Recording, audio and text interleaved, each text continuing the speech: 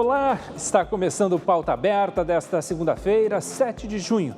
A partir de agora, o jornalismo da TV Evangelizar te deixa muito bem informado. Confira os destaques de hoje. A celebração do Corpus Christi aconteceu no domingo em Roma. Você vai ver como foi a celebração conduzida pelo Papa Francisco. Uma reportagem vai mostrar quais são os sintomas da trombose, um problema que está afetando 25% das pessoas internadas com Covid. Um relatório da Organização Internacional do Trabalho chama a atenção para a saúde mental dos trabalhadores durante a pandemia. Na nossa coluna sobre seus direitos, uma advogada tira suas dúvidas sobre contratos com planos de saúde. Fique aqui comigo que o Pauta Aberta está no ar. Na Itália, o domingo foi marcado pela celebração de Corpus Christi, que nós, no Brasil, comemoramos na última quinta-feira. A missa foi celebrada pelo Papa Francisco.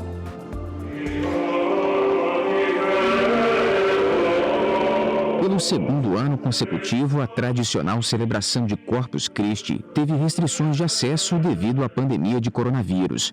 Sentados à distância e protegidos por máscaras, fiéis em número reduzido acompanharam a missa de adoração e bênção eucarística presidida pelo Papa Francisco.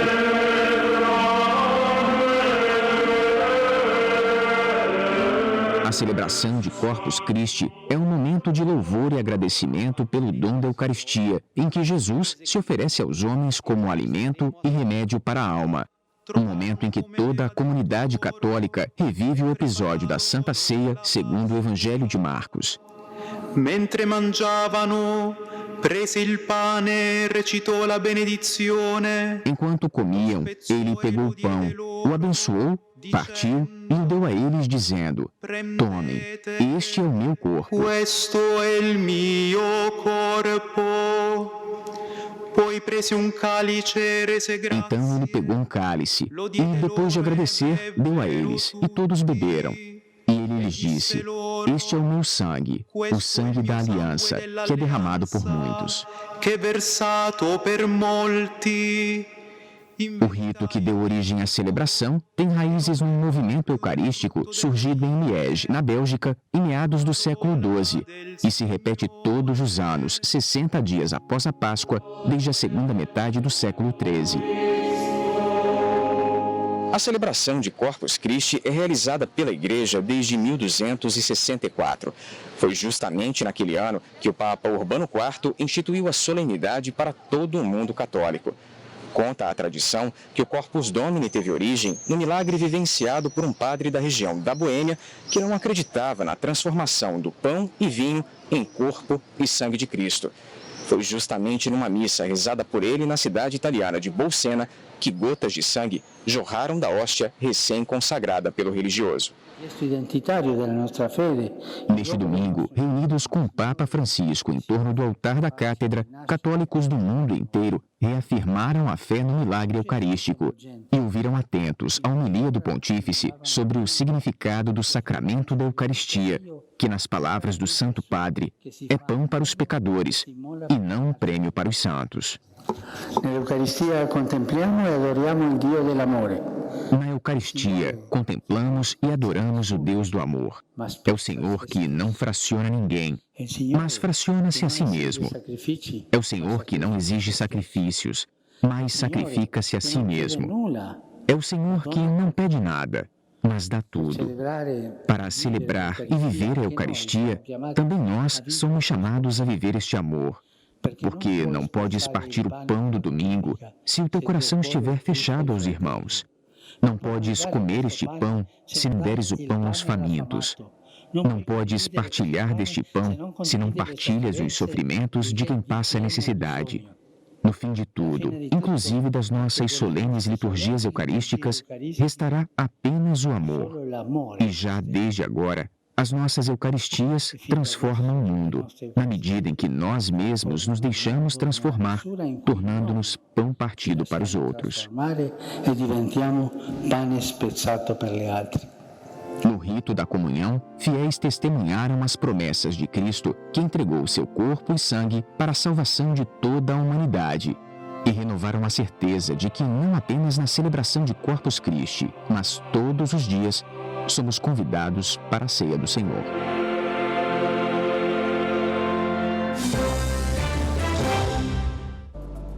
E, de novo, a Fiocruz vai ter que parar as máquinas. O aviso foi dado esse fim de semana e, segundo a Fiocruz, que é responsável por fabricar a vacina de Oxford no Brasil, as máquinas terão de ser desligadas temporariamente a partir da próxima sexta-feira por falta de IFA, que é o ingrediente farmacêutico ativo utilizado na fabricação das vacinas. Lembrando que, em maio, a fabricação também teve que ser interrompida por alguns dias por falta de matéria-prima. A diretoria da Fundação atribui as pausas na produção à crise mundial de IFA, que também está em falta em outros países. A Fiocruz ainda espera 4 lotes de IFA relativos a junho e julho. Juntos, eles devem gerar mais de 20 milhões de doses, que por conta dessas interrupções serão entregues com atraso no cronograma inicial. A Agência Nacional de Vigilância Sanitária, a Anvisa, autorizou com restrições a importação das vacinas indianas Covaxin e a russa Sputnik V. Essa decisão foi tomada pela diretoria colegiada da Anvisa na última sexta-feira. No caso da Sputnik V, foi autorizada a importação para os seguintes estados. Eu vou ler para vocês: Bahia, Maranhão, Sergipe, Ceará, Pernambuco e Piauí. Cada um vai poder adquirir doses para vacinar 1% da população de cada estado. A restrição é que a importação será apenas de vacinas das fábricas inspecionadas pela Anvisa lá na Rússia e vai haver também a obrigação de análise lote a lote que comprove a ausência de vírus replicante e a notificação de eventos adversos. Já no caso da Covaxin, a importação vai ser feita pelo Ministério da Saúde, serão 4 milhões de doses e na decisão a Anvisa considerou as melhorias feitas na linha de fabricação da Barabiotec, que é a responsável pela fabricação da Covaxin, após uma inspeção feita no mês de abril. E olha, segundo a Anvisa, essa importação com essas condições, com essas restrições, exatamente para garantir a segurança das vacinas, a segurança da saúde de toda a população. Agora um alerta: 25% das pessoas internadas com Covid também desenvolvem trombose, um problema que pode complicar o quadro clínico do paciente. Veja agora como identificar a formação desses coágulos. Segundo estima o Ministério da Saúde, no Brasil, de cada 1.000 brasileiros, 1 ou 2 tenham trombose. Mas a chegada da Covid-19 veio engordar essa estatística.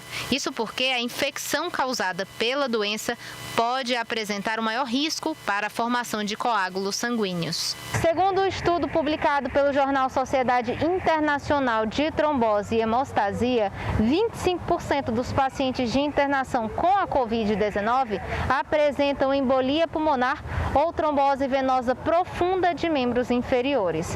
Ainda não se sabe o que pode causar esse maior risco, mas já se tem algumas teorias sobre essa situação. Uma dessas teorias é o quadro de inflamação em todo o organismo que a Covid gera, certo?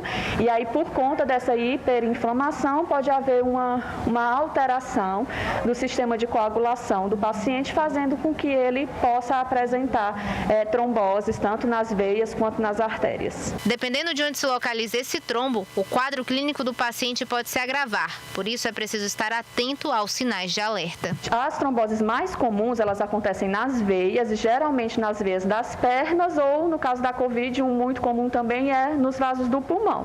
Quando acontece nas pernas, nos membros inferiores, geralmente o paciente vai apresentar dor, que costuma ser mais de um lado do que do outro, porque a trombose costuma ser apenas de um lado.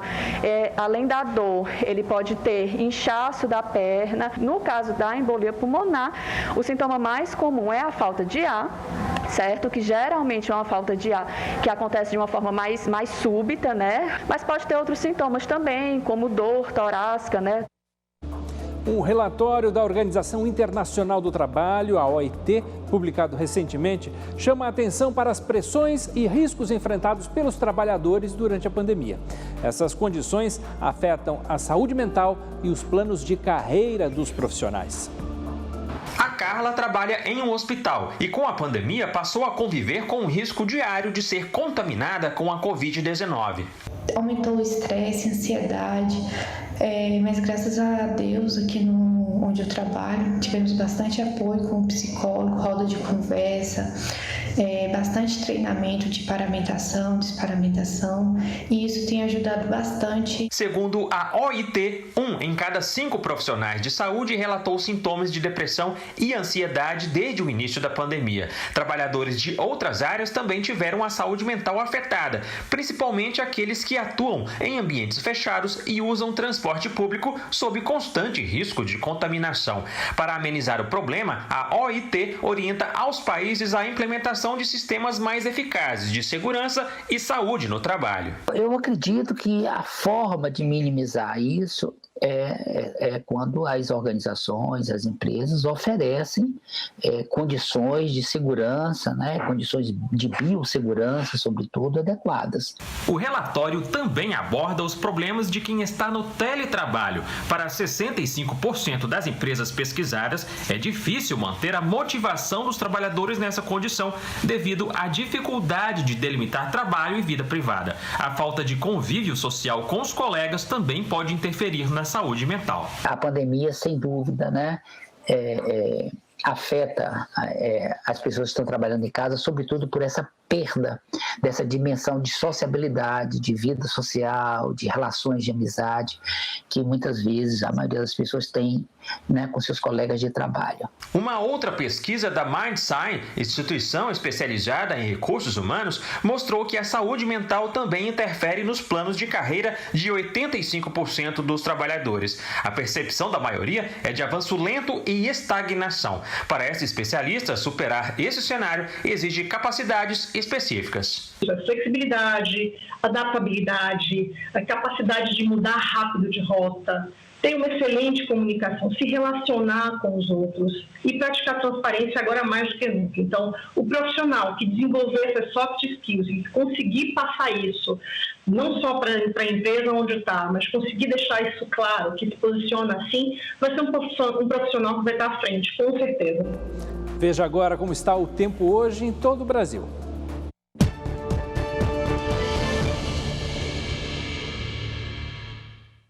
Nesta segunda-feira, áreas de instabilidade associadas à passagem de uma frente fria ainda vão provocar temporais na região sul do país. O tempo fica mais instável e há risco para transtornos, especialmente no centro-leste de Santa Catarina, o que inclui a região de Florianópolis, mas também pode chover a qualquer hora nas demais áreas da região, incluindo Porto Alegre e Curitiba, no sul de Mato Grosso do Sul, e em parte do sul e leste de São Paulo, o que inclui a região da capital paulista. Nas demais áreas do sudeste e do centro-oeste, a previsão ainda é para tempo firme, assim como em áreas do sul de Rondônia, centro-sul do Pará, Tocantins e interior do Nordeste. A chuva volta a acontecer apenas de forma passageira na costa leste nordestina e também sobre a capital Fortaleza. Já entre Teresina e São Luís, as pancadas serão isoladas entre a tarde e a noite. Também chove no fim do dia nas demais áreas do Brasil. O dia começa com 20 graus em Cuiabá e a máxima é de 36. Em Salvador, mínima de 22, máxima de 29 graus. Daqui a pouco tem a nossa coluna sobre seus direitos e você vai saber que cuidados deve ter na hora de fazer um plano de saúde.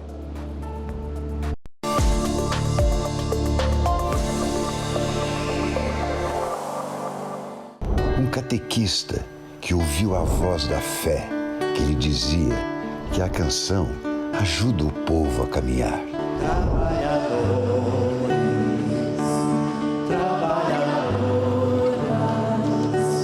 Deus também é. Lives de aniversário do Padre Zezinho, dia 8 de junho, a partir das 18 horas na TV Evangelizar e no canal do Padre Zezinho no YouTube. Não é novidade para ninguém que o equilíbrio entre corpo e mente é a chave para emagrecer de forma saudável. E é por isso que o ActiNutri é o emagrecedor mais premiado do Brasil. A fórmula do ActiNutri possui as melhores vantagens do mercado. Vai melhorar o funcionamento do seu intestino e vai te ajudar a emagrecer nas pequenas atividades do dia a dia. Chega de se alimentar de forma errada, colocando sua saúde e a saúde da sua família em risco. E o ActiNutri vai te ajudar a tomar esta decisão. Ligue agora para o telefone que está na sua tela. Nossas especialistas em emagrecimento estão lhe aguardando e vão te oferecer um super desconto para você, telespectador da TV Evangelizar. É para não pensar duas vezes. A parcela fica em 10 vezes sem juros e o frete é grátis para todo o Brasil. Esse é o ActiNutri, reconhecido pelos órgãos reguladores como o melhor emagrecedor do Brasil. Flora Vida. O Luiz é um cara bem legal e sempre que pode, ajuda as pessoas sem querer nada em troca. Mas ele não foi sempre assim, confiante e feliz, pois tinha vergonha da calvície precoce. Até que um amigo indicou o CAP-MX e sua vida mudou. O CAP-MX tem mais de 15 vitaminas e minerais que estimula e fortalece o bulbo capilar e faz o seu cabelo crescer com volume e muito mais força. Além disso, pode ser usado por homens e mulheres. E com apenas uma cápsula ao dia, faz o seu cabelo crescer mais bonito e saudável, nutrindo os fios de dentro para fora. Ligue agora e garanta o seu CAP-MX. Tenha cabelos bonitos e vistosos com mais força e vitalidade. Cabelo feliz, CAP-MX. Nato Brasil.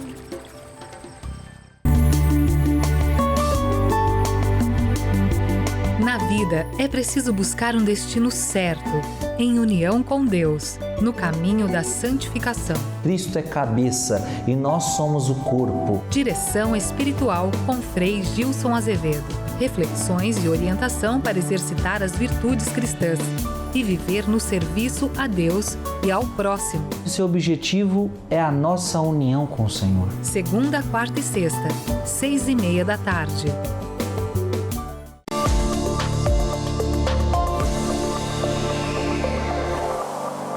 Estamos de volta com o Pauta Aberta desta segunda-feira, 7 de junho. Eu sou Fabrício Binder e agradeço a sua companhia e audiência em todo o Brasil. Os jogadores da Seleção Brasileira de Futebol decidiram que vão disputar a Copa América, que começa no próximo domingo. O Brasil estreia jogando contra a Venezuela no estádio Mané Garrincha, em Brasília. A decisão dos atletas deve ser comunicada juntamente com um manifesto com críticas à forma como o evento foi organizado em meio à pandemia de Covid-19. Esse documento deve ser divulgado depois da partida contra o Paraguai pelas eliminatórias da Copa do Mundo, que acontece amanhã às 9:30 da noite. A seleção brasileira deve disputar a Copa América com um time muito parecido com o que está reunido para os jogos das eliminatórias. O técnico Tite ainda pode chamar outros atletas. A lista completa será anunciada só na próxima quarta-feira. Hoje é dia do nosso quadro sobre seus direitos e o alerta é sobre os cuidados na hora de analisar o contrato de plano de saúde. Boa tarde a todos que assistem o programa Pauta Aberta. Hoje traremos um tema extremamente importante que diz respeito aos contratos de planos de saúde. Há que se pensar que o consumidor, no Código de Defesa do Consumidor, é tido como parte mais vulnerável nas relações de consumo. E o que significa isso? É a parte mais frágil nessas relações. E há um dispositivo no Código que é tratado também esse consumidor como parte hipossuficiente. O que significa isso? Que não tem conhecimento técnico e que é a parte economicamente mais frágil desta relação. Nos planos de saúde fica muito evidente essa identificação. Por qual motivo? Porque esse consumidor não tem conhecimento técnico das relações de saúde, porque não conhece todas as regras que o plano de saúde nos traz no ato da assinatura deste contrato. E via de regra, ou seja, na grande maioria das vezes, é economicamente mais frágil que o plano de saúde, ou seja, é um indivíduo comum que assina com uma grande operadora as suas relações de contratação de saúde. O que nós vemos normalmente? Que quando se adere ao contrato de plano de saúde, muitas vezes esse consumidor não tem condições de avaliar todas as cláusulas que estão sendo colocadas naquele contrato e simplesmente adera por necessidade de ter um contrato para aderir o contrato para o seu benefício e muitas vezes para a sua família. O que acontece? Quando necessita de um exame específico ou de um tratamento específico, o plano de saúde pede a observação e análise desse tratamento ou deste exame e passa por um comitê de avaliação e muitas vezes é negado. Por exemplo, um tratamento ortopédico com uma prótese específica. Aí o plano de saúde diz que a prótese liberada é a prótese X, mas o médico entende que é a prótese Y e ele só libera a prótese X. Ora, se o médico entende que o melhor tratamento para o paciente é a prótese Y, o plano de saúde deve cobrir. E muitas vezes as pessoas não sabem dessa possibilidade e acabam se vinculando apenas à liberação que o plano deu.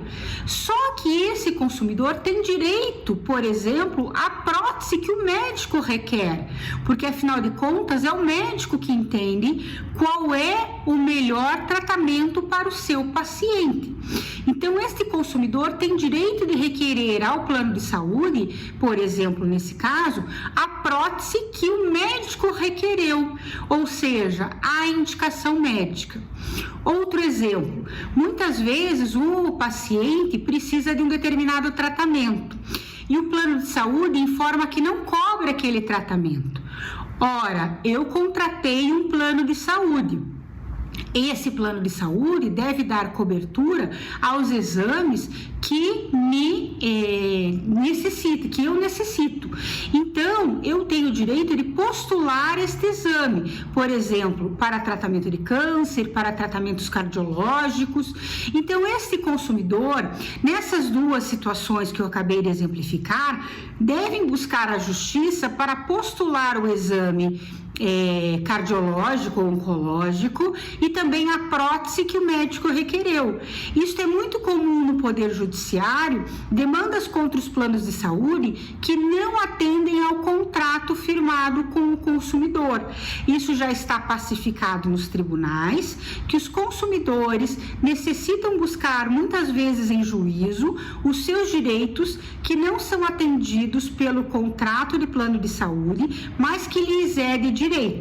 Então, esta é uma observação importante, porque, como dito, o consumidor é a parte mais vulnerável nesta relação e muitas vezes não tem conhecimento técnico das informações que lhe são passadas e tem direito de postular em juízo os seus direitos que não estão, muitas vezes, resguardados nos contratos de planos de saúde. O Banco de Perfis Genéticos, coordenado pelo Ministério da Justiça e Segurança Pública, atingiu a marca de 100 mil dados cadastrados. O acervo de DNAs já auxiliou mais de 2.000 investigações criminais no país. Criado em 2013, o Banco de Perfis Genéticos já conta com 20 laboratórios nos estados, um no Distrito Federal e outro na sede da Polícia Federal. Por meio desse repositório central, todas as instituições de perícia conseguem compartilhar e comparar perfis genéticos obtidos em diferentes regiões do país. Entre os mais de 100 mil DNAs existentes no arquivo, 16 mil são de vestígios recolhidos pela perícia em locais de crime. Outros 75 mil são de condenados por crimes violentos como homicídios e abuso sexual. Até o momento, mais de 2.000 investigações foram auxiliadas pelo Banco de Perfis Genéticos. Um exemplo foi a condenação a 146 anos de prisão de um dos participantes do maior assalto à empresa de transporte na Baixada Santista em 2016. Vestígios do DNA comprovaram comprovaram não só a participação do réu naquele roubo, como em outros crimes semelhantes com latrocínios. Mesmo o criminoso comete vários crimes semelhantes, essa tecnologia, então, ela mostra ao máximo o seu valor. E mesmo que esses crimes sejam em estados diferentes. No ano passado, mais de 80 milhões de reais foram investidos no projeto, apoio que ajudou na coleta de novos DNAs e em inúmeras investigações, inclusive em crimes do colarinho branco. Mesmo crime contra o patrimônio, homicídios, até mesmo cometidos com arma de fogo ou com outro tipo de arma, eles, não raro, o criminoso deixa seu material biológico naquele local.